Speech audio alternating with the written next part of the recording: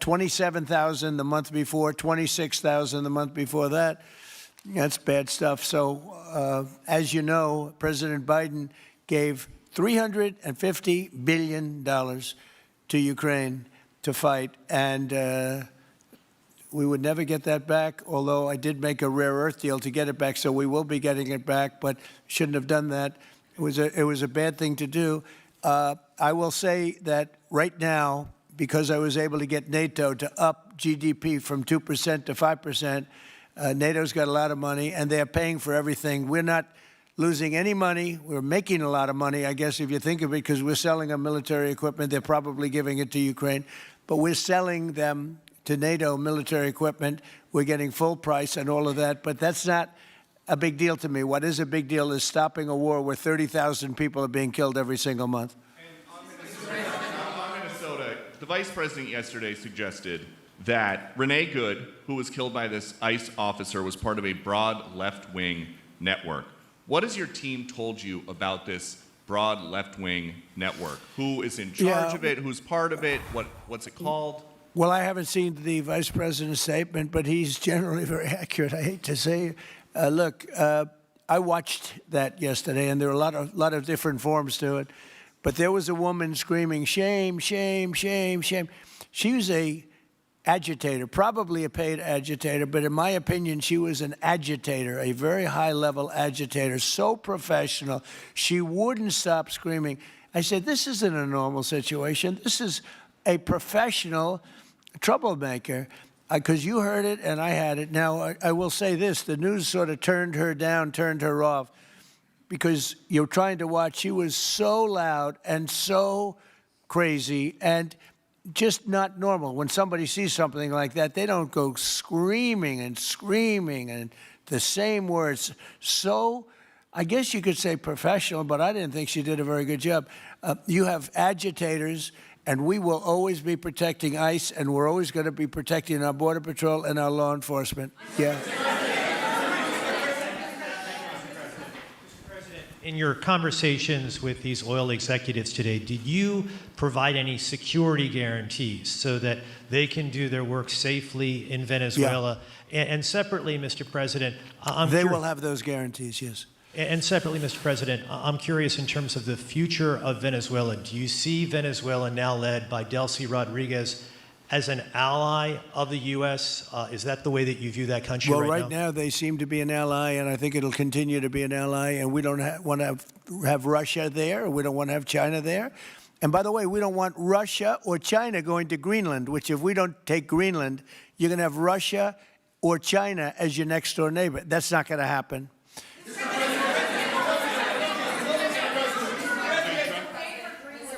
The white.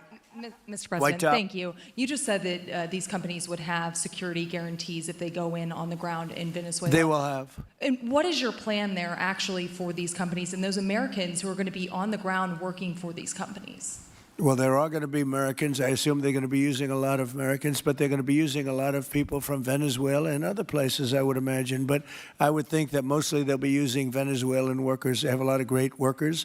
They have a very high unemployment rate, and they have workers that are very familiar with taking oil out of the ground. Yeah. How long do you think the Ayatollah will be in power after what we've seen play out on the ground there? When is the U.S. going to get involved now that reports of protesters being killed on the ground? So Iran's in big trouble. It looks to me that the people are taking over certain cities that nobody thought were really possible just a few weeks ago. We're watching the situation very carefully. I've made the statement very strongly that if they start killing people like they have in the past, we will get involved. We'll be hitting them very hard where it hurts.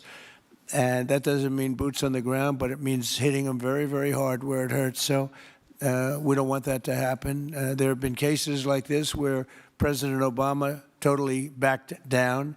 But this is something pretty incredible that's happening in Iran. It's an amazing thing to watch. They've done a bad job. They've treated their people very badly, and now they're being paid back. So let's see what happens. We're watching it. We're watching it very closely. Go ahead, please. Thank you so much, Mr. President. Yes, go ahead. Thank you so much, Mr. President. Do you have any comments on reaction to the recent attacks by the Syrian government alignment groups against US-backed Kurdish forces in Aleppo, Syria, which killed dozens of civilians and displacing many families? Does your administration bring peace between the Kurds and the Syrian government? I want to see peace, yes, I do. The Kurds and the Syrian government, we get along with both, as you know very well. They have been natural enemies over the years, but we get along both, and we want to see Syria succeed. And so far, I think they are succeeding, but this is just breaking out, and we want to see that stopped.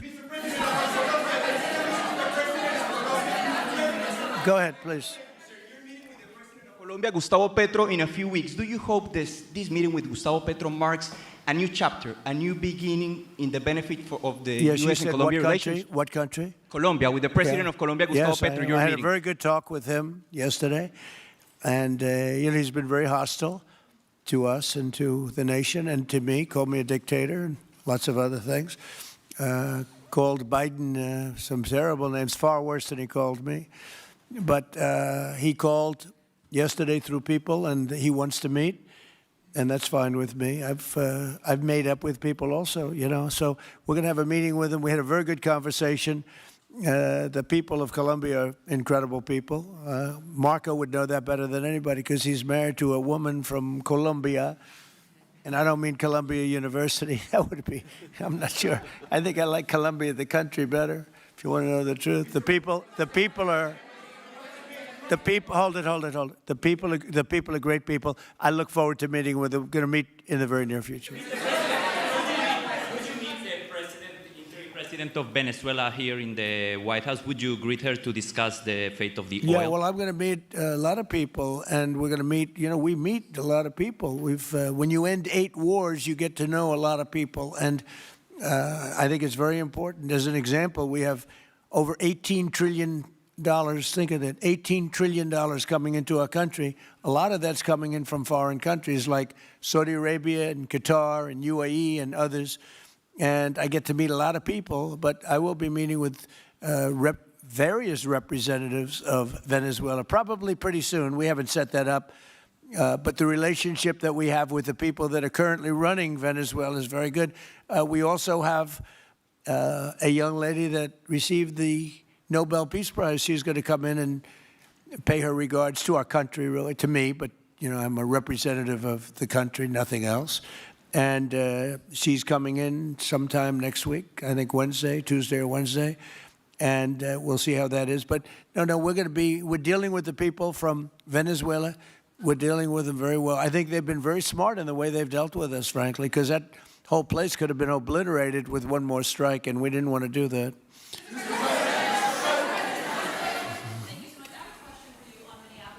Venezuela and your meeting with Machado next week, if she gives you her Nobel Peace Prize, will that change your view about her running that country? Well, I have to speak to her. I mean, I'm going to have to speak to her. She might be involved in some aspect of it. I will have to speak to her. I think it's very nice that she wants to come in, and that's what I understand the reason is, because Norway is very embarrassed by what took place. I mean, they're getting decimated. Look, whether people like Trump or don't like Trump, I settled 8 wars, big ones, some going on for 36 years, 32 years, 31 years, 28 years, 25 years, some just getting ready to start, like India and Pakistan, where already 8 jets were shot out of the air, and I got it done in rapid order without nuclear weapons. I can't think of anybody in history that should get the Nobel Prize more than me, and I don't want to be bragging, but nobody else settled wars. Obama got the Nobel Prize. He had no idea why. He still has no idea. He walks around and he says, I got the Nobel Prize. Why did he get a Nobel Prize? He got it almost immediately upon attaining office, and he didn't do anything, and he was a bad president. So, I mean, you should get the Nobel Prize for every war you stopped. These were major wars. These were wars that nobody thought could be stopped. President Putin called me, and he said about 2 of the wars that he's been trying to stop them for 10 years. He wasn't able to do it. He couldn't believe it. So in theory, you should get the Nobel Prize for every war you stopped. Every one of them was major. But I don't care about that. What I care about is saving lives. I've saved tens of millions of lives. You know, the Prime Minister of Pakistan came here, and he made a very public statement. He said that President Trump saved minimum 10 million lives. having to do with Pakistan and India, and that was going to be raging. So, you know, but I'm honored that she's coming here. I look forward to meeting her, yes. Go ahead. On Minneapolis, Mr. President, I have a follow-up for you. The state officials there have said that the FBI is not sharing evidence with them. Typically, they would conduct a joint investigation, as you know. Do you believe that the FBI should be sharing evidence with state officials in Minnesota? Well, normally I would, but they're crooked officials. I mean, Minneapolis and Minnesota, what a beautiful place, but it's being destroyed. It's got an incompetent governor, fool. I mean, he's a stupid person. And it looks like the number could be $19 billion stolen from a lot of people, but largely people from Somalia. They buy their vote. They vote in a group. They buy their vote. They sell more Mercedes-Benzes in that area than almost. Can you imagine? You come over with no money, and then shortly thereafter you're driving a Mercedes-Benz. The whole thing is ridiculous. So they're very corrupt people. It's a very corrupt state. I feel that I won Minnesota. I think I won it all 3 times. Nobody's won it since Richard Nixon won it many, many years ago. I won it all 3 times, in my opinion. And it's a corrupt state, a corrupt voting state. And the Republicans ought to get smart and demand on voter ID. They ought to demand maybe same-day voting and all of the other things that you have to have a safe election. But I won Minnesota 3 times, and I didn't get credit for it. I did so well in that state every time. The people were crying every time after. That's a crooked state. California is a crooked state. Many crooked states. We have a very, very dishonest voting system. The last time I won, 24, the one that just took place, I won because it was too big to rig. You couldn't rig it. It was too big. But I won the state of Minnesota. It's a corrupt voting system with an incompetent governor, a very incompetent governor. And by the way, he's a very corrupt governor, too. Go ahead. I have a question on Iran, but first, very quickly on Venezuela. How do you provide total security guarantees to these companies without putting U.S. boots on the ground? Well, we're going to work with the Venezuelan leaders and people, and we're going to have a very safe group, and they're going to also bring over some security with them. You know, these are not babies. These are people that drill oil in some pretty rough places. I could say a couple of those places make Venezuela look like a picnic. These people around the table, these are tough people. They go into areas that you wouldn't want to go. They go into areas that if they invited me, I'd say, no thanks, I'll see you back in Palm Beach. No, this is a tough group of people. They know how to do it. But we are, in addition to that, we'll have very good security for them.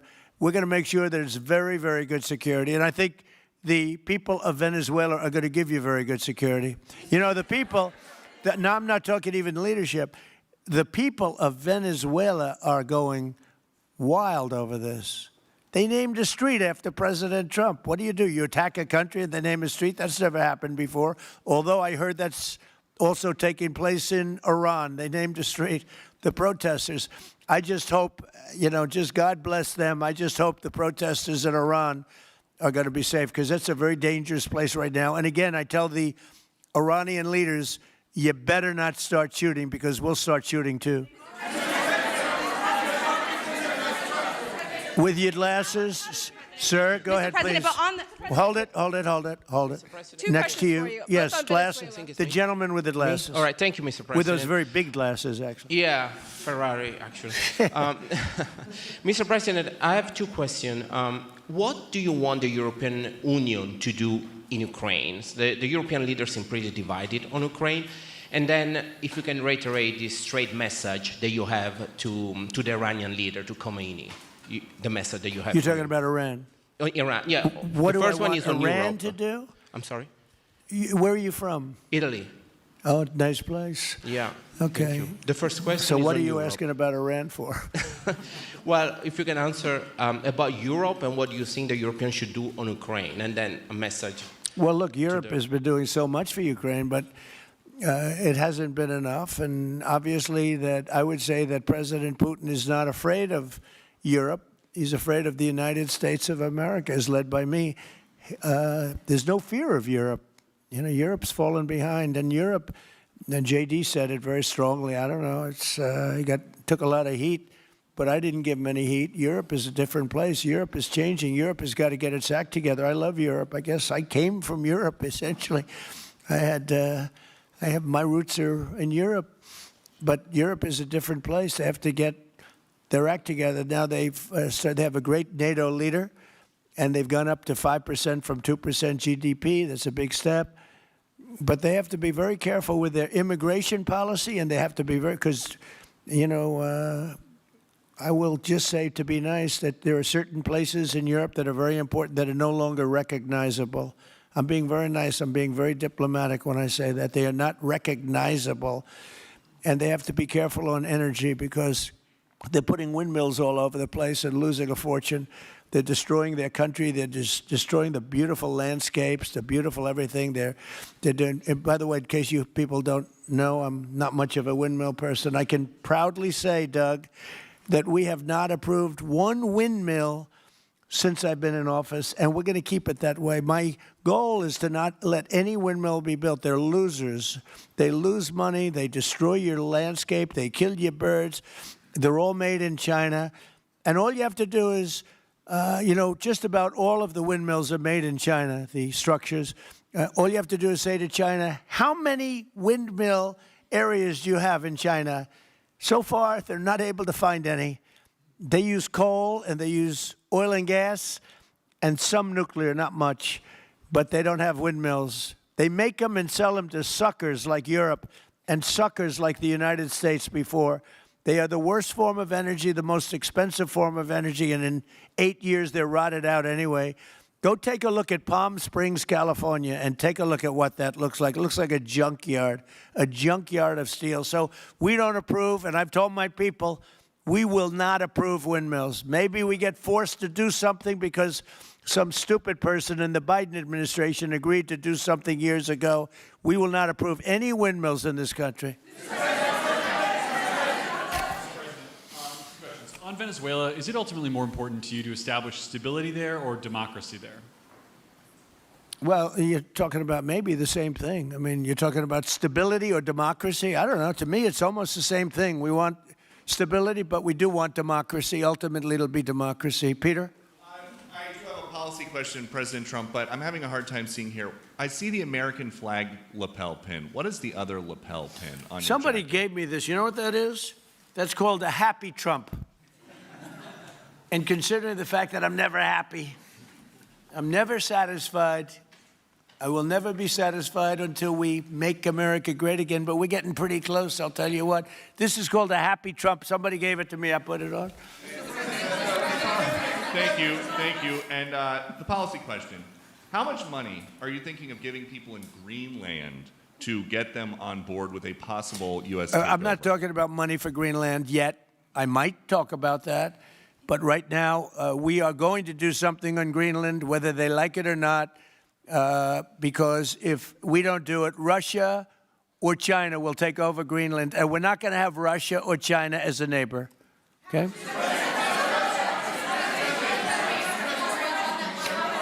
I would like to make a deal, you know, the easy way, but if we don't do it the easy way, we're going to do it the hard way. And I'm a man, and by the way, I'm a fan of Denmark too. I have to tell you, and you know they've been very nice to me.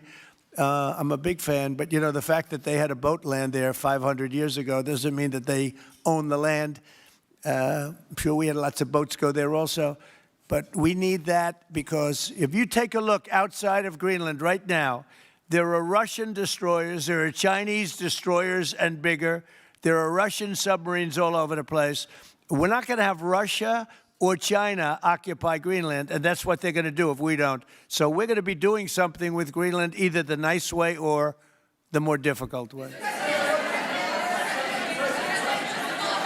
Please, go ahead, ma'am. On Greenland, Mr. President, why is it so important to you to own it when you have a military presence there, which you could expand to affect the security? Because when we own it, we defend it. You don't defend leases the same way. You have to own it. And, you know, with a nation, look at what happened with Obama, with that horrible deal they made with Iran. It was a short-term deal.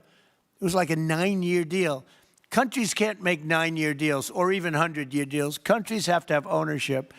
And you defend ownership, you don't defend leases. And we'll have to defend Greenland. If we don't do it, China or Russia will. It's not going to happen. We are not going to have, and I like China, I like Russia, I love the people of China, I love the people of Russia. I get along very well with President Putin, but I'm very disappointed in him. I get along very well with President Xi. I'm going to go over to China in April, but I don't want them as a neighbor in Greenland. Not going to happen. And by the way, and NATO's got to understand that. I'm all for NATO. I saved NATO. If it weren't for me, you wouldn't have a NATO right now. But we're not going to allow Russia or China to occupy Greenland, and that's what's going to happen if we don't. Go ahead. Mr. President, one, can you respond to that? And two, Yeah, it was an amazing report. The most amazing thing is government jobs are way down, and yet the unemployment or the employment numbers are very good. We've gotten rid of tremendous numbers of federal government jobs. Nobody's ever seen anything like it. And yet the employment numbers are very good. They're really getting better. But now we have all those people to work in the private sector for a lot more money. I think that's one of the very big things. The other thing is at 5.4%. And remember, this is after we had a shutdown. And that shutdown had an impact because the concept of the shutdown, even though it's before, people knew we were going to be shutting down. A lot of bad things happened. And by the way, on January 30th, you may have another shutdown. We'll see what happens. But I think the numbers, Caitlin, were really amazing. Look, to think about 5.4%, nobody thought that. They thought it was going to be 2%. And you know what it is? It's tariffs. And it's also November 5th. We had a great election, a great election. Our country was dead 1.5 years ago, and now we have the hottest country anywhere in the world. And I hope you guys were impressed. 5.4%, and we haven't even really transitioned yet. There's no reason it can't be much, much higher than that. Yeah.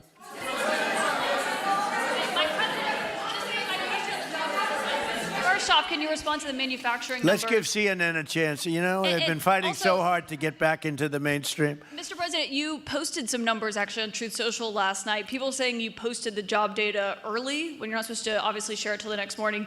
Did you do that on purpose? No, I don't know. If they posted them, I said post them whenever you get a chance. I don't know. They gave me some numbers. When people give me things, I post them.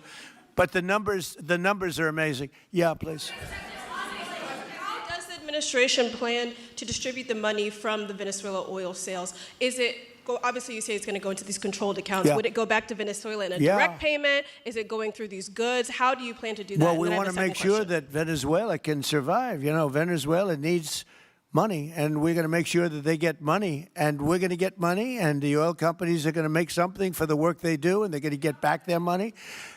We're devising a formula, but it won't be so much of a formula. It's going to be what they need. We're going to take care of what they need. There'll be plenty left over. We're going to have a lot of money left over. And the money left over is going to the United States of America, and the oil companies are going to be very happy. Yeah, please.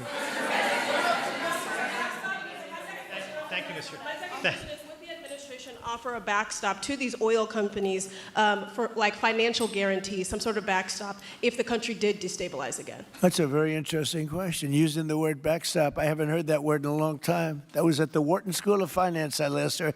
That's a good term. We ought to use it more often. I hope I don't have to give a backstop. Look, these are very smart people, the smartest people. They're not only in oil and business. These are the biggest companies in the world sitting around this table. They know the risks. I mean, there are risks. We're going to help them out. We're going to make it real easy. They're going to be there for a long time. We're going to be there together for a long, long time. And they're going to be taking the oil, and they're going to be bringing oil prices down. They're going to make a lot of money. They're going to get their money back. They're going to be safe. The people of Venezuela are going to be big beneficiaries, and the United States of America is going to be a big beneficiary for what we've done. And you know, one other thing I might say, it's also very big for national security because, again, just like Greenland, we can't have China or Russia occupy Greenland. We can't have China or Russia occupy Venezuela. And if we didn't do what we did, China or Russia would have been in Venezuela. I think I can measure. Where's Mr. Chevron? So let me ask you, they would have been there if we didn't do this. Do you agree with that? They certainly have a lot of economic interests in country. There's absolutely no argument about that. They were trying to be there. I mean, you know, we had a Russia, I guess sort of I call it a semi-Russian ship yesterday that we took over, and Russia decided not to defend that ship against us. It's a big movement. The ship was loaded up with oil, and we took the oil, and it came out of that port. But Russia would be there or China would be there, and we want them to be there for a different reason. We want them, do you people agree? In particular, China, they need a lot of oil. Russia doesn't need so much, but Russia was there anyway. But I assume you agree that China would like to be doing a lot of business there by buying oil. And I want to just tell President Xi and President Putin, but more so in this case, President Xi, because they do need a lot of oil. And we are open for business in the United States, and we are open for business in Venezuela, right?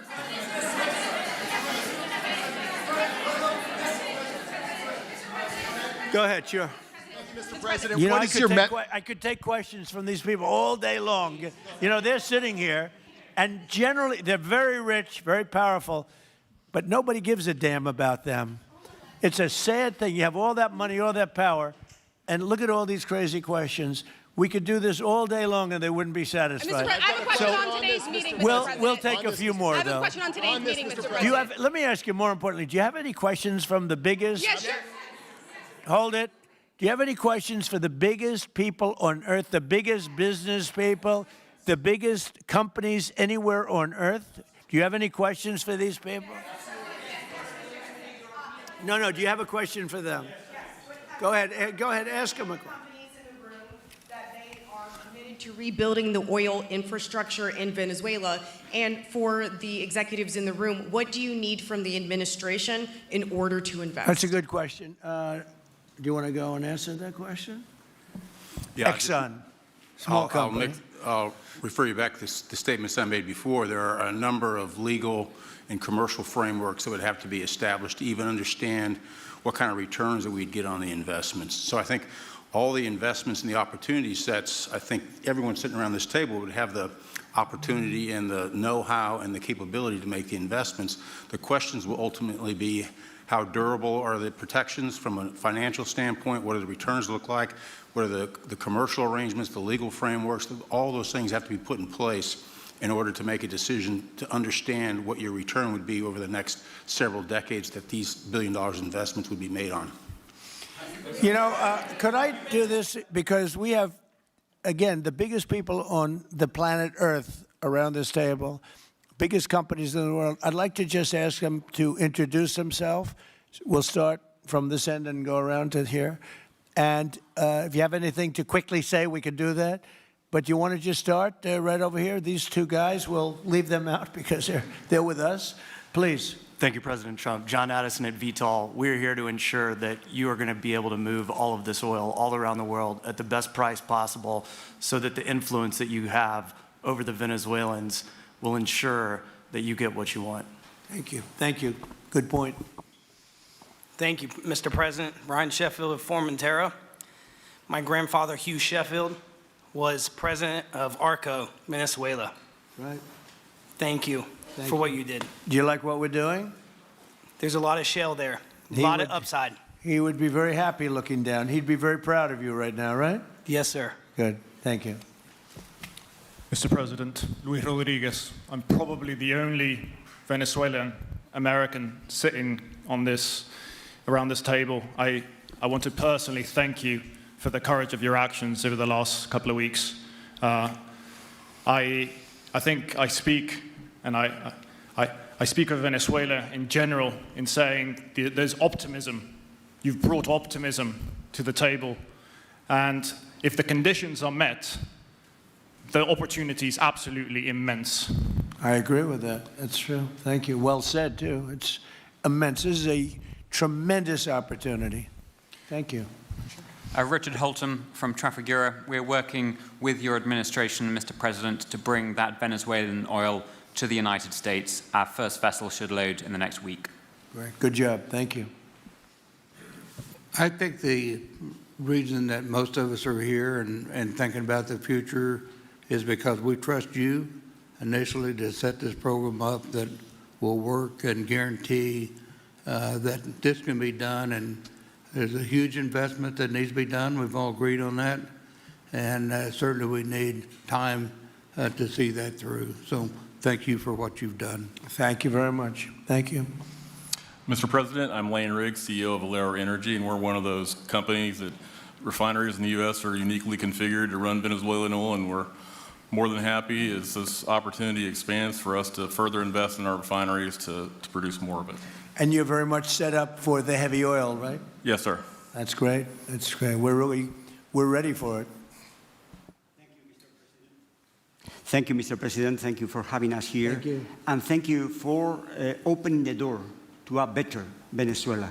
We are a Spanish company, but we are fully committed to invest here in the States.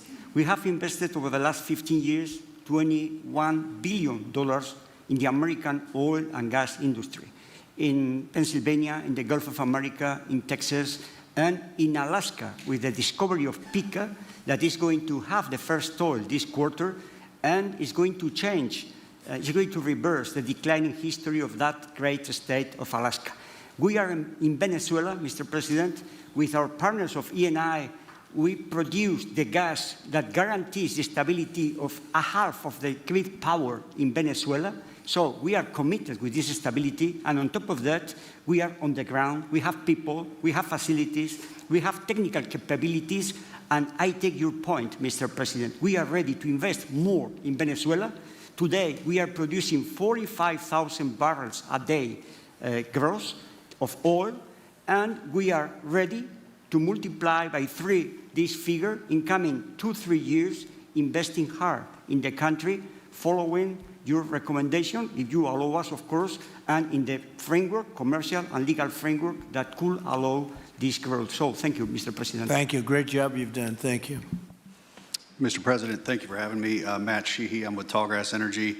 We are an infrastructure business, so whether it's oil, gas, CO2, we move that around. So most of my customers are sitting around the table and happy to lend our expertise to what's going on in Venezuela to support the people. And obviously infrastructure is going to be critical to see it repaired. Thank you. Thank you. Mr. President, thank you. An honor to be here. Marianne Mannon, Marathon Petroleum. We are one of the largest U.S. refiners. On behalf of the men and women of Marathon Petroleum and of our industry, thank you and the administration for what you're doing for U.S. energy independence. We have the ability and the capability of our assets to process Venezuelan crude, and the people of Marathon Petroleum stand ready to do so. Do we need more refineries in our country? In the U.S., probably Yes. not. We have sufficient capacity. That's amazing. A lot of it was approved during my first term. We were getting you approvals that nobody could have gotten in Louisiana and other places, and they got built. Before that, it was a disaster. We didn't have the refineries. Now we do because of the first term.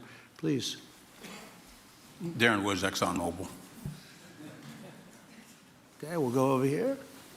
Thank you, Mr. President. Jeff Hildebrand, founder and chairman of Hillcorp Energy, one of the largest private energy companies in America. Who's bigger, you or Harold?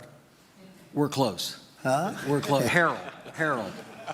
Absolutely, Mr. Ham. But thank you for your great, tremendous leadership in protecting the interests in the Western Hemisphere.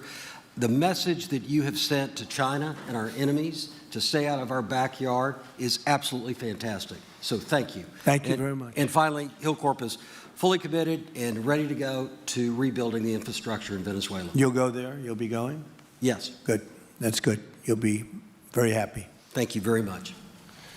Thank you, Mr. President. Jeff Miller, CEO of Halliburton Company. We are the largest American oilfield services company. We're the second largest in the world. Been in business over 100 years. Started operations in Venezuela in 1938. Long time in Venezuela. I personally lived there for 4 years and raised my kids there. So quite familiar with Venezuela, and just couldn't express gratitude more so for the opportunity to return to Venezuela under the stability that I know that this team and your team are able to deliver. And so When did you leave? Huh? When did you leave Venezuela? As a company, we left under the sanctions in 2019. So we had intended to stay, and then when the sanctions went into place, we were required to leave. But very much interested in returning. Have 600 Venezuelans with Halliburton today, all around the world. Look forward to putting them back to work. Great job. Great Thank job. you. You'll be back. Please. Mr. President, I'm Alex Cranberg. My company, Aspect Energy, is one of the leading American international wildcatters. We've found significant fields in Central Are and you a South. wildcatter? I'm a wildcatter. That's pretty cool, I'll tell you. I would have been a wildcatter too if I was in. And you've been successfully wildcatting. We've found significant fields in Central and South America, in the Middle East, and in Europe. We're a leading That's oil great. producer in Hungary. But probably the most pertinent example is what a wildcatter does is take on risk and try to reduce it. And then other people come in and put more capital in later. So we're kind of kickstarters in the oil industry. We went into Kurdistan very early on, back when Right. people told us it wasn't safe and we shouldn't do it. We found a big field there, and it ultimately has got to be developed along with one of my colleagues here to be one of the big leading fields in Kurdistan. We think that Venezuela has a tremendous amount of opportunity. If you look at the reinvestment required, the investment required, people are talking about hundreds of billions of dollars. But if you put that in perspective, that's 1 million barrels a day for 15 years is $220 billion net cash flow. So what we really need to do is to be able to kickstart production and then reinvest and have the confidence to reinvest. And what you're doing by putting the United States in control of the cash flow coming out of the country, it gives companies like ours the confidence to say we can kickstart this production and then reinvest and reinvest. In Hungary, we've invested $1 billion in changing the trajectory of Hungarian oil production. And we were only able to do that not because we could write a $1 billion check, we're a smaller company, but because we reinvest all the cash flow back into new production. Good. Mark Good Nelson, job. Mark Nelson with Chevron again. Thank you, Mr. President. I'm Claudio Scalzi, and ICO, Italy. We started working in Venezuela in 1980. We have a lot of oil, but now just the gas is flowing because it's not under sanction. And as my colleague from Repsol said, we cover more than about 50% of the electricity in the country, so that is essential to it. And we're doing really well. We had a situation 3 days ago with Venezuela, and we're getting along extremely well with the people of Venezuela, both the people and the people that are running Venezuela.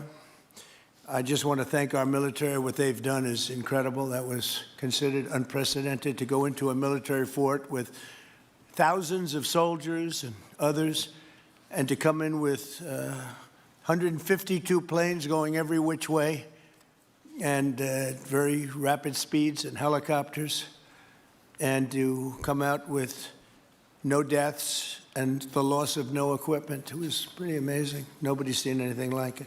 I was called by the leaders of numerous countries. I won't go into which ones, but the biggest and the strongest, and they said that was very impressive. They were all impressed.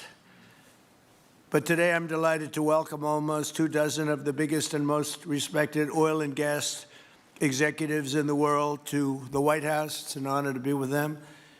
We have many others that were not able to get in. I said if we had a ballroom, we'd have over 1,000 people. Everybody wanted. I never knew your industry was that big. I never knew you had that many people in your industry. But here we are. And if you, in fact, if you look, come to think of it, wow, I got to look at this myself.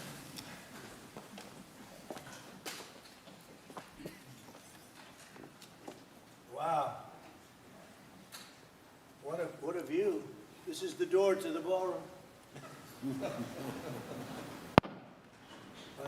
what did you have? Unusual time to look, but I figure we might as well do it. If the fake news would like to go back and take a look, you can, but you'll see a very big foundation that's moving. We're ahead of schedule in the ballroom and under budget. It's going to be, I don't think there'll be anything like it in the world, actually. I think it'll be the best. We went from, this is, as you know, our biggest room, which would seat 100 for dinner, maybe, if you're lucky, if you're nice and tight.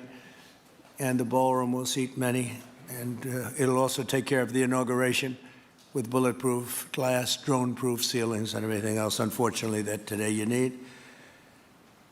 So we're going to discuss how these great American companies can help rapidly rebuild Venezuela's dilapidated oil industry and bring millions of barrels of oil production to benefit the United States, the people of Venezuela, and the entire world. And yesterday, the number is 30 million barrels. I can't even, is that a correct number? 30 million barrels. You hear that, Peter? Of oil was given to us by Venezuela. That's a lot of oil. It's about $4 billion worth, and it's on its way to the United States right now. And we want to thank Venezuela for that.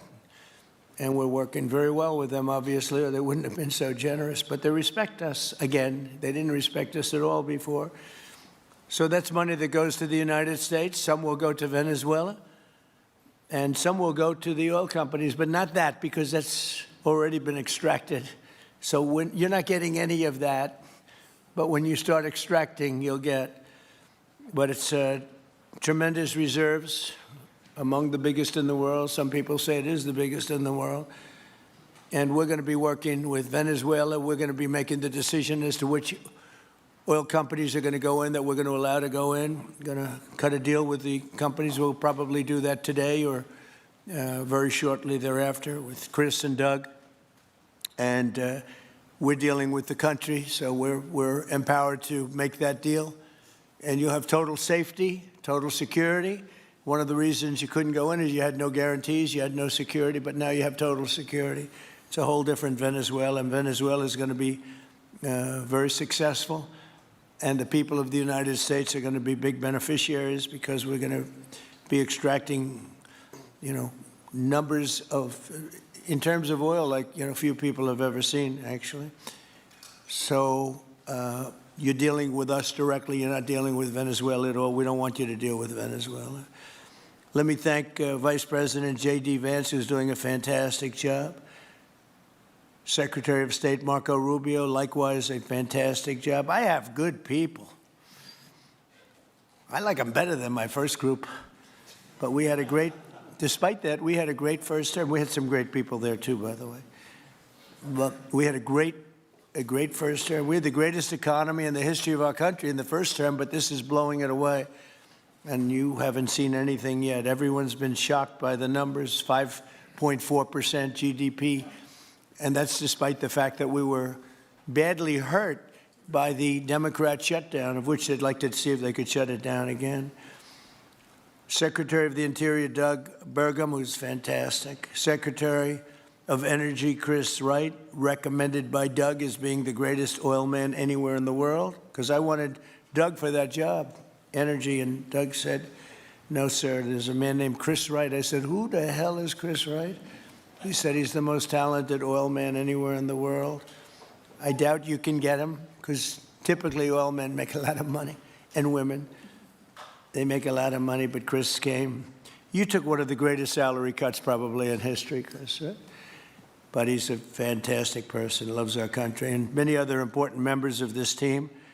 And I want to thank them for their efforts. As you know, last week, the United States Armed Forces performed one of the most spectacular military operations in American history, apprehending the outlaw dictator Nicolas Maduro for his crimes against the United States, crimes for which he has now been indicted and is in federal court awaiting trial. And he killed many people, millions of people, actually, and allowed jails, prisons, mental institutions, insane asylums, drug dealers, drug addicts to pour into our country totally unchecked because of Sleepy Joe Biden's policy of open borders, the stupidest thing I've ever seen. We're getting them all out.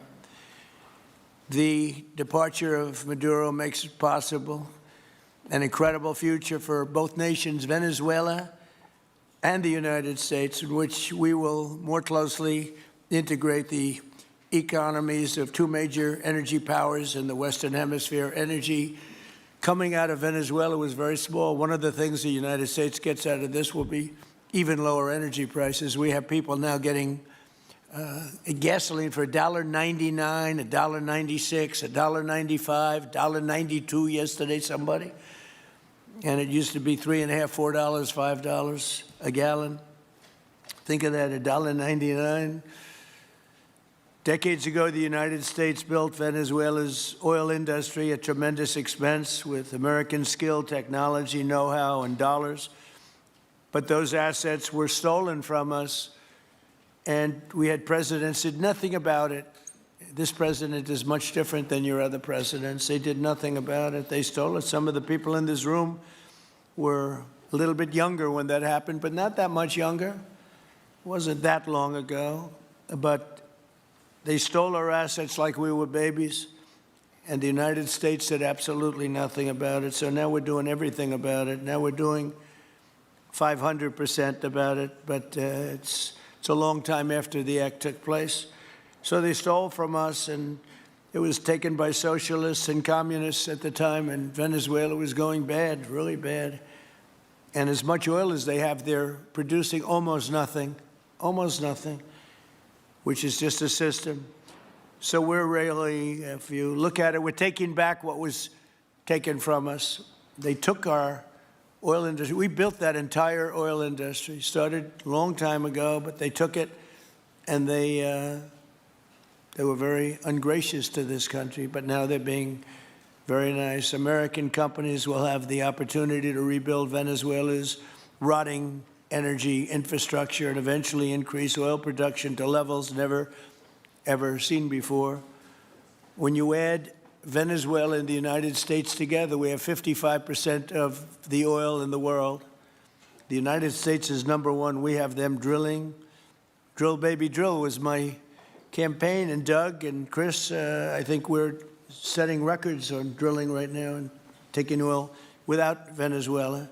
That's how we're getting the oil prices down. The plan is for them to spend, meaning our giant oil companies will be spending at least $100 billion of their money, not the government's money. They don't need government money. But they need government protection and need government security that when they spend all this money, it's going to be there so they get their money back and make a very nice return. The plan is for them to spend at least $100 billion to rebuild the capacity and the infrastructure necessary. Venezuela has also agreed that the United States will immediately begin refining and selling up to 50 million barrels of Venezuelan crude oil, which will continue indefinitely. We're all set to do it. We have the refining capacity. It was actually based very much on the Venezuelan oil, which is a heavy oil, very good oil, great oil. It's fantastic for certain things like asphalt roads, the best there is in the world for asphalt roads and other things. All of the companies here today are going to be treasured partners in bringing the nation of Venezuela back to life, restoring its economy, and generating great wealth for their companies and for their people, and also great wealth for the American people, and tremendous wealth for the companies that are going in. The companies that are going in, and if you don't want to go in, just let me know, because I got 25 people that aren't here today that are willing to take your place. So I just want to thank, these are people that I either know or I know of by reading lots of business magazines and journals and papers. These are the greatest oil people anywhere in the world. Harold Hamm, I see, is here. Harold, you know, there's a story about Harold Hamm that he could look at a piece of land, put a straw into the land, and oil pours out. Is that true about you? Whereas some of you guys have to invest hundreds of millions of dollars to find that oil. So we can't let that story be true. But they say Harold puts a straw into the land, and oil comes gushing out.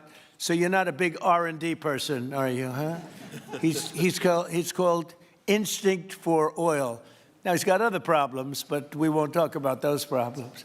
But he's been a great supporter of mine for a long time, haven't you, Harold? So congratulations. But we have, and I think Harold would agree, we have the greatest oil men and women anywhere in the world sitting in this room right now. And we have a lot of people that will be back to see us sometime next week. We're going to have another meeting for another group. But we're going to do this very quickly. We can have this done almost immediately. So I'd like to thank you all for being here. I'd like to invite Vice President Vance to say a few words, followed by Secretaries Rubio, Burgum, and Wright. And then we'll have a few words from representatives that are here and to discuss their ideas, a couple of them. We have Chevron, which has been, where's Chevron? Where are you? Far right. No, I thought you'd have a better location. You were the only one that was there for all that. I used to call you and say, what the hell is going on with Venezuela? He stuck it out. I don't know if you made money or not, but you stuck it out. I got to give you a lot of credit for that. Mark Nelson, thank you very much. Exxon CEO Darren Woods. Darren, thank you very much. How's Exxon doing? Okay? All right. They'll do a lot better now, won't they, huh? Exxon's been amazing. It's been an amazing company. And ConocoPhillips CEO Ryan Lance, thank you very much. So you guys could say something, and then we'll take some questions from the press. And if anybody else would like to speak, we'll have you speak. We have all the time in the world. This is a big subject. This is massive wealth, and more importantly than massive wealth, it leads to lower taxes and a lot of jobs for Americans and for Venezuelans, but for Americans in this case. And I just, again, appreciate you all being here. And I'd like to ask J.D. to say a few words, please. Thank you. Thank you, Mr. President. And thanks to everybody for being here. You know, as a Marine Corps veteran for my entire lifetime, presidents, and let's be honest, they were Democrats and Republicans, would send the American military to far-off places. They would get us involved in these endless quagmires. They would lose hundreds or thousands of American lives, and the American people would get nothing out of these misadventures. And now you have an American president who's empowered the American military to stop the flow of drugs into our country and to ensure that we, as opposed to our adversaries, control one of the great energy reserves that exist anywhere in the entire world. And he did it without losing a single American life in the process. It was an amazing operation. It's going to make our country richer. It's going to make our country more powerful. It's going to make our country safer. And it's going to lead to the decline, the further decline of drug overdose deaths in the United States of America. An amazing thing, and I'm happy to be here to talk about how we can make it an even bigger and better operation for the American people. Thank you, sir. Thank you very much. Marco?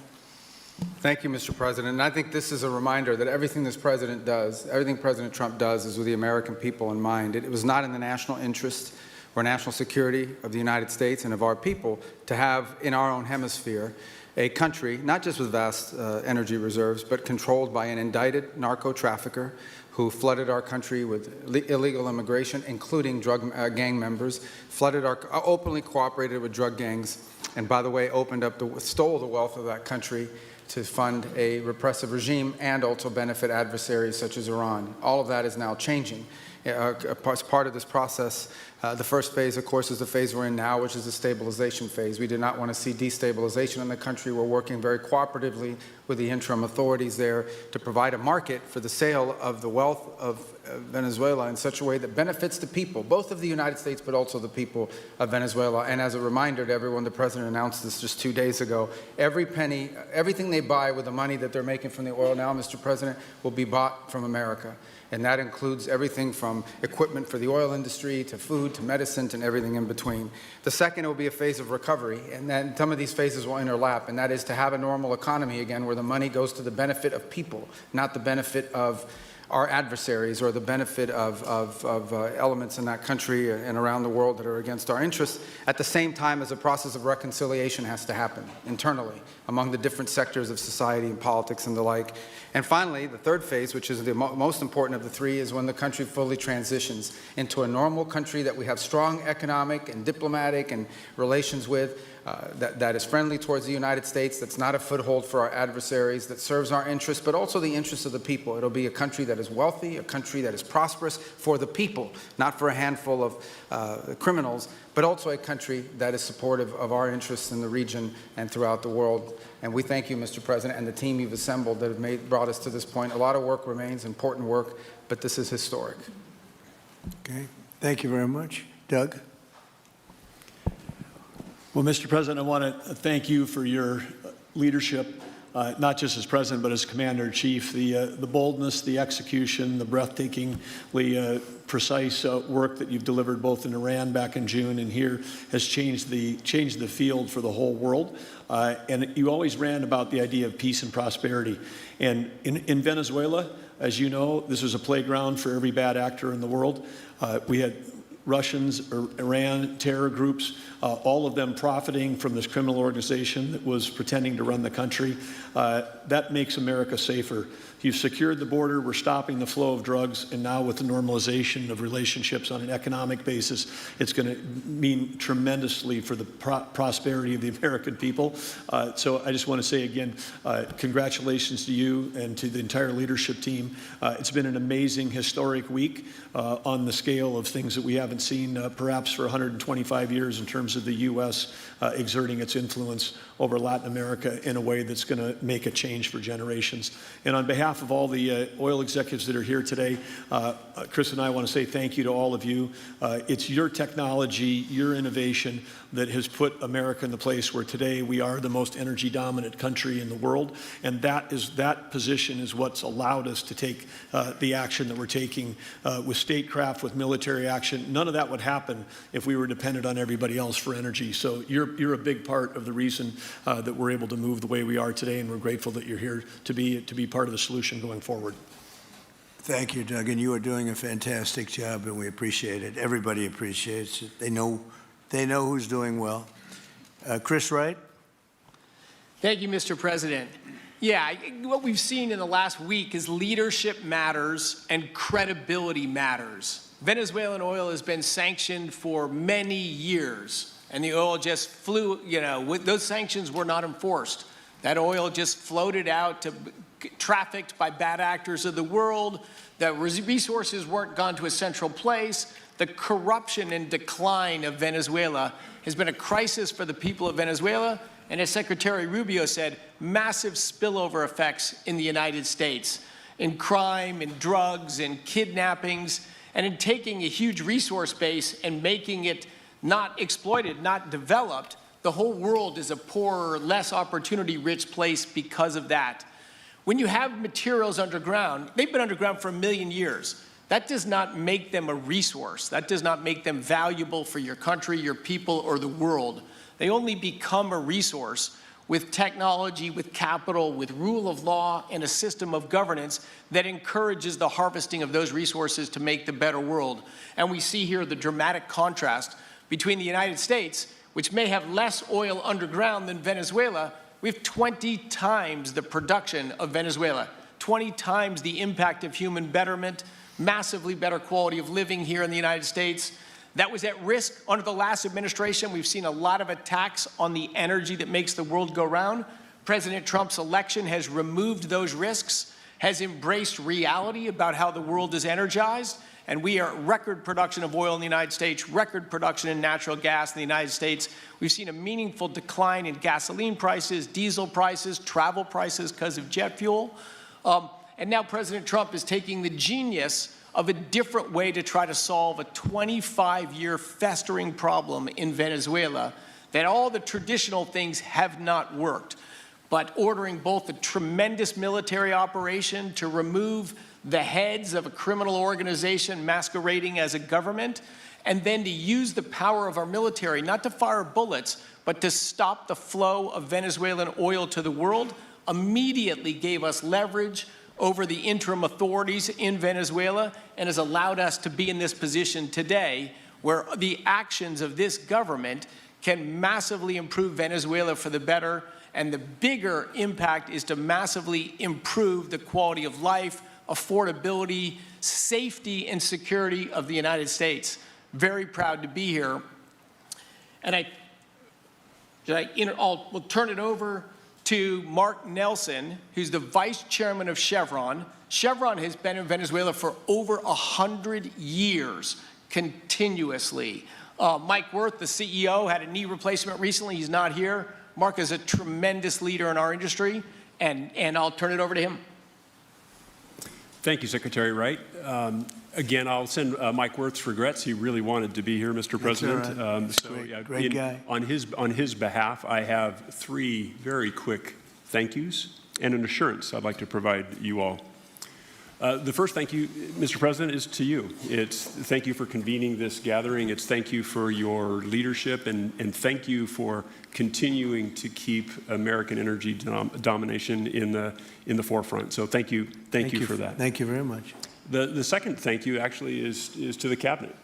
So Secretary Rubio, Secretary Burgum, Secretary Wright, your ability and commitment to continue to engage with the parties around the table to keep the world working is greatly appreciated. So thank you.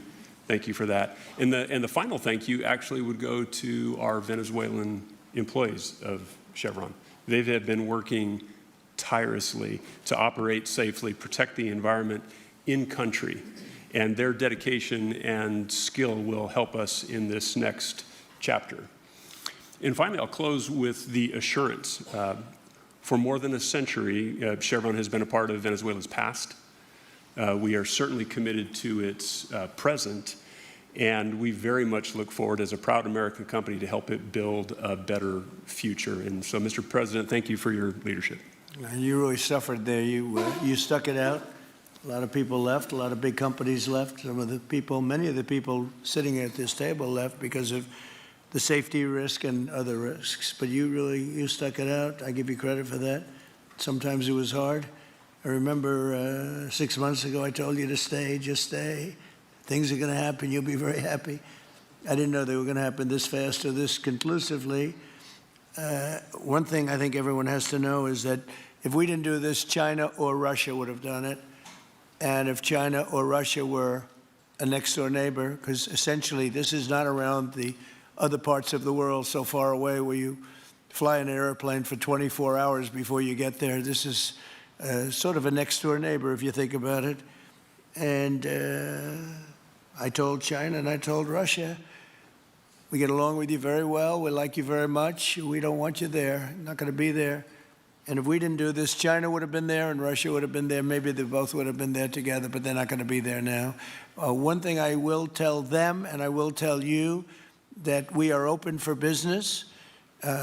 China can buy all the oil they want from us there or in the United States. Russia can get all the oil they need from us, and they do like oil, even though they produce a lot of it. But China and Russia and everybody else is able to go, and we'll be open for business almost immediately.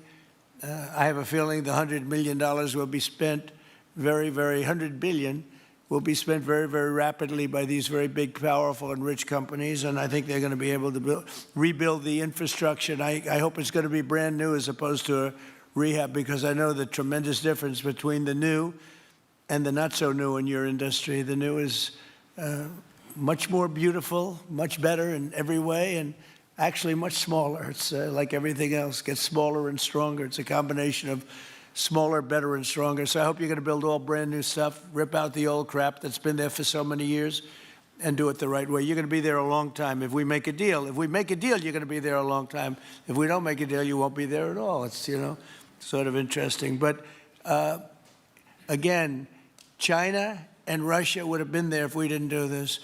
And the other thing, people ask about the second wave. I don't think it's going to be necessary. We have an armada, a giant armada like nobody's ever seen in that part of the world. And it's stationed off the coast. And we are getting along so well with the people that are involved and representing Venezuela that I don't think we're going to have any, I don't think it's going to be necessary to do the second wave. We were planning on a second wave, but the first wave was so powerful and so good and so strong. And frankly, the people in the country, they did the right thing. They were smart. They did the right thing. They didn't want to go through a second wave. But we've got a tremendous number of the most powerful ships in the world right there. I don't think we're going to have to use that. I'm happy to say that. I don't think we're going to have to use that at all. If I could ask Chevron, you did a great job. I want to thank you. And ExxonMobil, if you would say a few words, and then followed by Conoco, great companies, massive companies, great companies. Exxon, please. Sure. Thank you, Mr. President. I appreciate the invitation and the opportunity, frankly, for the entire industry to show up and provide a perspective. Frankly, we've been kind of unresponsive to the press regarding Venezuela, but I guess today's the opportunity to address the press directly with respect to a number of questions that have been asked of ExxonMobil. First and foremost, obviously, is the interest that we have in Venezuela. And I think, the way I would position that, and I think one of the reasons why we see many of the industry players here is we're in a depletion business for a product that is in great demand and will be in demand for many, many, many decades to come. And as a depletion business, the biggest challenge we have is finding resources. There's an opportunity in Venezuela with all the resources there. Is we don't have that challenge of finding, we have the challenge of developing those resources. So I think it's in the best interest of these companies and frankly society as a whole for the industry to be interested in understanding what the opportunity here represents. I'll just share a philosophy that ExxonMobil has when we enter countries, because we do business all around the world in a number of different regimes. We take a very long-term perspective. The investments that we make span decades and decades, so we do not go into any opportunity with a short-term mindset. And there's a value proposition that we have to meet. It has to be a win-win-win proposition. Obviously, it has to be a win for the company and our shareholders and to generate a return for the investments that we make. It has to be a win for the government. The resources are an important source of revenue that help support the people of the places that we do business. And it has to be a win for the people. We have to be wanted there and to be a good neighbor. And those three things ensure a stable, long-term platform for the large investments that we make for the long term. With respect to Venezuela in particular, we have a very long history in Venezuela. In fact, we first got into Venezuela back. That's seized there twice. And so you can imagine to re-enter a third time would require some pretty significant changes from what we've historically seen here and what is currently the state. If we look at the legal and commercial constructs and frameworks in place today in Venezuela, today it's uninvestable. And so significant changes have to be made to those commercial frameworks, the legal system. There has to be durable investment protections, and there has to be a change to the hydrocarbon laws in the country. We're confident that with this administration and President Trump working hand in hand with the Venezuelan government, that those changes can be put in place.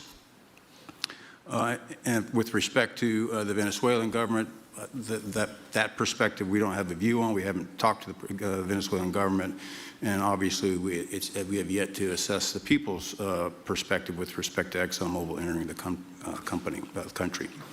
In the short term, there are things that can be done while these longer-term issues are being worked. For us, we haven't been in the country for almost 20 years. We think it's absolutely critical in the short term that we get a technical team in place to assess the current state of the industry and the assets, to understand what would be involved to help the people of Venezuela get production back on the market. With the invitation of the Venezuelan government and with appropriate security guarantees, we are ready to put a team on the ground there. We also have a integrated set of capabilities from production to refining to trading, and I think we can be of assistance to getting the Venezuelan crude to market and realizing a market price to help, again, with the financial situation in Venezuela. So those are my short-term perspective that I have. I'd say maybe close with a thank you, Mr. President, for the work that you've done to secure not only the national security, but the energy security of the region. And then thank you, Secretary Rubio, Secretary Wright, Secretary Burgum, for your leadership in this matter. Thank you. How long would it take you, Darren, as Exxon to, if we make a deal, how long would it take you to get in there and get started? Well, the first step, this technical team, as I talked with Secretary Wright earlier this week, we started from the beginning to put the team together so that if and when it was needed, we could hit the ground almost immediately. So we can hit the ground within the next couple of weeks. Start the assessment, and then from there we need to understand. That's what we want. We want speed and quality. That's what we want. Thank you, Darren. And Conoco, Ryan. Thank you, Mr. President. Appreciate the opportunity to be here too, and you've assembled a great team. And our congratulations as well for removing one of the terrible people in the world and bringing them to justice. It was quite amazing. I think you've given hope to the people of Venezuela again, which I think is quite remarkable. And we've been on the other end of that despot regime a long time. Our assets were expropriated. I had a little bit more hair when that happened. And, you know, I think we're the largest non-sovereign credit holder in Venezuela today. So we're in a bit of a different situation, but I think your big and bold idea to use energy commerce instead of conflict is something that could make a real big difference in Venezuela. And our company certainly stands ready to help in that endeavor. Encourage you to continue to think bigger and even bolder. And we've had some discussions with your energy team about that as well. As we think about the other people that need to be in this room and in this discussion are the banks, and including probably the Exim Bank, as we think about how the debt needs to be restructured and the financing to deliver the billions of dollars that are required to restore their energy infrastructure. And I think as we think that big and bold, we need to be also thinking about even restructuring the entire Venezuelan energy system, including PDVSA. And I think if we can do that and think bold, there's an opportunity to be quick, fast, and restore the quality of what's happened in Venezuela, or what's been lost in Venezuela over the course of the last 25 years. So thank you for this opportunity. Well, thank you very much, and you'll get a lot of your money back. We're going to start with an even plate, though. We're not going to look at what people lost in the past, because that was their fault. That was a different president. You're going to make a lot of money, but we're not going to go back. You left a lot of money behind, I guess, huh? What number? 12 billion. How much? 12 billion. Well, it's a good write-off. It's already been written off. It's been written. All right, thank you. You'll make it back one way or the other. You're all going to do very well. I think really very well. Marco just gave me a note. Go back to Chevron. They want to discuss something. Go ahead. I'm going back to Chevron, Marco. Thank you, Marco. Was there a question, Mr. President? Yes, go ahead, Marco. What are you saying here? Mark, if you can update us on operations in the ground and with the appropriate approvals, what you might be able to achieve in the next 12 to 18 months, give us a little view from the ground. You bet, you bet. So today, Chevron has 3,000 employees in 4 different joint ventures in Venezuela today. And over the past 5 to 7 years, they've taken production from about 40,000 barrels a day to 240,000 barrels a day, essentially getting those facilities and that equipment up to standards that would be something that people in the room would be more accustomed to. Given the work we've done with Secretary Wright and Secretary Burgum and even Secretary Bessent, I think we have a path forward here very shortly to be able to increase our liftings from those joint ventures 100%, essentially effective immediately. We are also able to increase our production within our own disciplined investment schemes by about 50% just in the next 18 to 24 months. And that's just leveraging what's on the ground. So to Secretary Rubio's comments about phase 1, this is taking the momentum of improvements we've already made there locally and building on those and creating more momentum for the people of Venezuela. Do you think you have an advantage being there? You've been there by the skin of your teeth. It's been tough for you to be there. But do you think you have an advantage over the other people in this room by the fact that you are there? Yeah, I think there are, Mr. President, I think there would be days where it didn't feel like an advantage, and there are days where it does feel like an advantage. But having people on the ground today that care desperately about the people of Venezuela and know how to operate the assets that are there, that is a definite advantage today. Would you say the best locations are available, or would you say the best locations are already sort of worked, even though they're in very bad shape? The best locations for finding oil, the best locations for oil? There are more opportunities than not, Mr. President. With 300 billion barrels of reserves and resources in country, there are lots of opportunities for many companies. Will you be building new, or will you be using the old infrastructure that you have? Yeah, today it's a little bit of a mix, but today it's mostly us taking the equipment of today, getting it to the standards that we are accustomed to your comments about making it how it should be today. Most of the investments that we've been making are about getting it up to our standards. Well, I think you're going to make an investment, but you're going to get your money back very quickly, and that's part of our thing. We're going to have you get your money back fast, and then you'll give a lot to Venezuela and to the United States after that. Okay, so you'll be in good shape. Could I ask Harold Hamm to say a few words? He's been a friend of mine for a long time. Very amazing man, actually, amazing energy person. Well, thank you, Mr. President. It's good to be here with so many dignified people.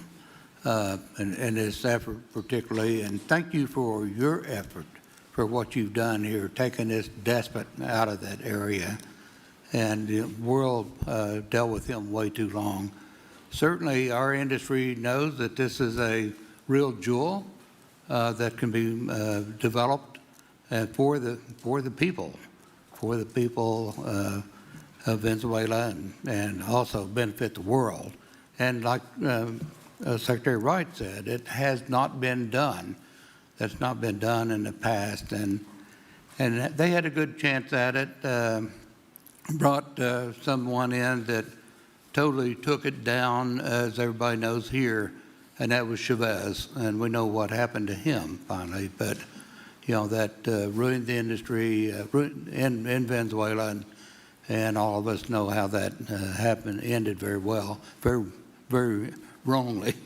So anyway, we're glad to see what's happened here and look forward for the opportunity for a lot of people in this room, but also for America and the country itself. Are you going to be involved in going in? Because, you know, he's in North Dakota and he's in Oklahoma and some incredible places. It's a little bit different, but there's no doubt about you won't have to worry about the straw too much here. You can just go at it. Are you going to be one of the participants? Well, certainly, you know, I'm an oil finder, like you said. You know, Barry Switzer, you know, told that story. The coach. And he's kind of exaggerated a little bit. It doesn't come out quite that easily usually. But anyway, great story. I love it. And I love Barry. Barry's the one that told me this. Yeah, he's a champion, you know, in a lot of ways. So love that story. Certainly, it excites me as an explorationist. You know, everybody has that in their blood, and you know, it is a very exciting country and a lot of reserves. And so it's got its challenges, and the industry knows how to handle that. And like Darren said, you know, you go into your eyes open and do the best you can with the team you got. So well, you're going to have you. something that they never had really here is tremendous security. You're going to be very secure, very safe, physically safe in addition to financially safe. So it's good to see you, Harold. Thank you very much. Does anybody have anything to say before we get to the press? What does Cuba have to do to avoid the same fate as Venezuela? What does Cuba have to do? Well, Cuba's in bad shape. Cuba relied on Venezuela for oil and for money. And nobody really knows what's going to happen with Cuba. They're doing very poorly. They're really third world all the way. And we have a lot of great Cuban Americans.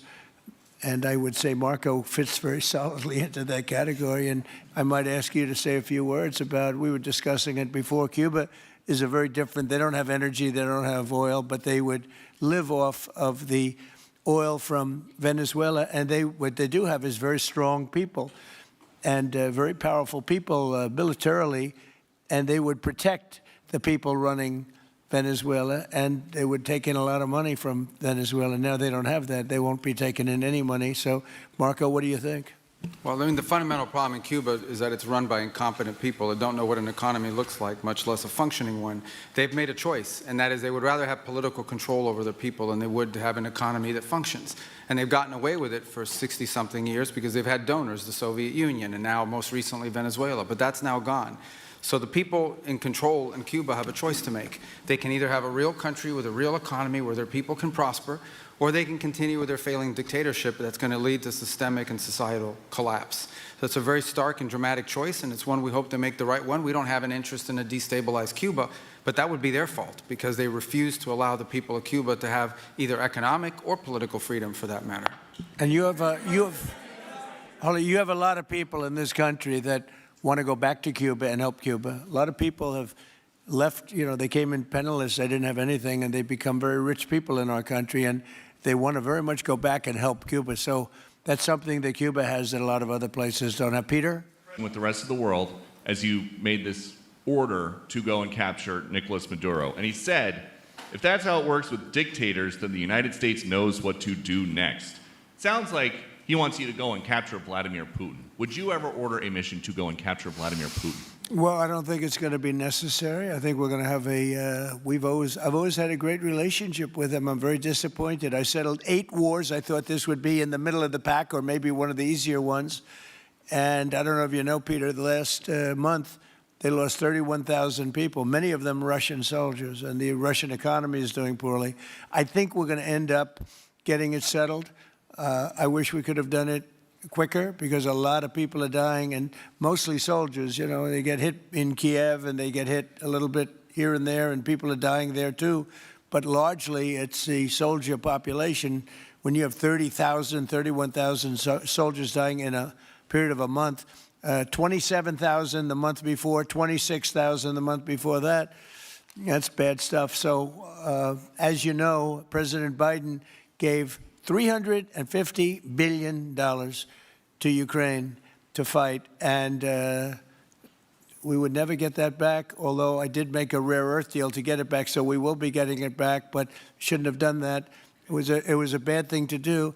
I will say that right now, because I was able to get NATO to up GDP from 2% to 5%, NATO's got a lot of money, and they're paying for everything. We're not losing any money. We're making a lot of money, I guess, if you think of it, because we're selling them military equipment. They're probably giving it to Ukraine. But we're selling them to NATO military equipment. We're getting full price and all of that. But that's not a big deal to me. What is a big deal is stopping a war where 30,000 people are being killed every single month. On Minnesota, the vice president yesterday suggested that Renee Good, who was killed by this ICE officer, was part of a broad left-wing network. What has your team told you about this broad left-wing network? Who is in charge of it? Who's part of it? What's it called? Well, I haven't seen the vice president's statement, but he's generally very accurate. I hate to say. Look, I watched that yesterday, and there were a lot of different forms to it. But there was a woman screaming, "Shame, shame, shame, shame." She was a agitator, probably a paid agitator, but in my opinion, she was an agitator, a very high-level agitator, so professional. She wouldn't stop screaming. I said, this isn't a normal situation. This is a professional troublemaker, because you heard it and I had it. Now, I will say this. The news sort of turned her down, turned her off, because you're trying to watch. She was so loud and so crazy and just not normal. When somebody sees something like that, they don't go screaming and the same words. So I guess you could say professional, but I didn't think she did a very good job. You have agitators, and we will always be protecting ICE, and we're always going to be protecting our Border Patrol and our law enforcement. Yeah. In your conversations with these oil executives today, did you provide any security guarantees so that they can do their work safely in Venezuela? Yeah. And separately, Mr. President, they will have those guarantees, yes. And separately, Mr. President, I'm curious in terms of the future of Venezuela. Do you see Venezuela, now led by Delcy Rodriguez, as an ally of the U.S.? Is that the way that you view that country right now? Well, right now they seem to be an ally, and I think it'll continue to be an ally, and we don't want to have Russia there. We don't want to have China there. And by the way, we don't want Russia or China going to Greenland, which if we don't take Greenland, you're going to have Russia or China as your next-door neighbor. That's not going to happen.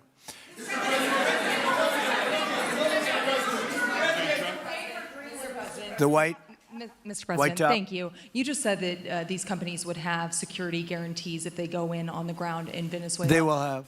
And what is your plan there actually for these companies and those Americans who are going to be on the ground working for these companies? Well, there are going to be Americans. I assume they're going to be using a lot of Americans, but they're going to be using a lot of people from Venezuela and other places, I would imagine. But I would think that mostly they'll be using Venezuelan workers. They have a lot of great workers. They have a very high unemployment rate, and they have workers that are very familiar with taking oil out of the ground. Yeah. How long do you think the Ayatollah will be in power after what we've seen play out on the ground there? When is the U.S. going to get involved now that reports of protesters being killed on the ground? So Iran's in big trouble. It looks to me that the people are taking over certain cities that nobody thought were really possible just a few weeks ago. We're watching the situation very carefully. I've made the statement very strongly that if they start killing people like they have in the past, we will get involved. We'll be hitting them very hard where it hurts. And that doesn't mean boots on the ground, but it means hitting them very, very hard where it hurts. So we don't want that to happen. There have been cases like this where President Obama totally backed down. But this is something pretty incredible that's happening in Iran. It's an amazing thing to watch. They've done a bad job. They've treated their people very badly, and now they're being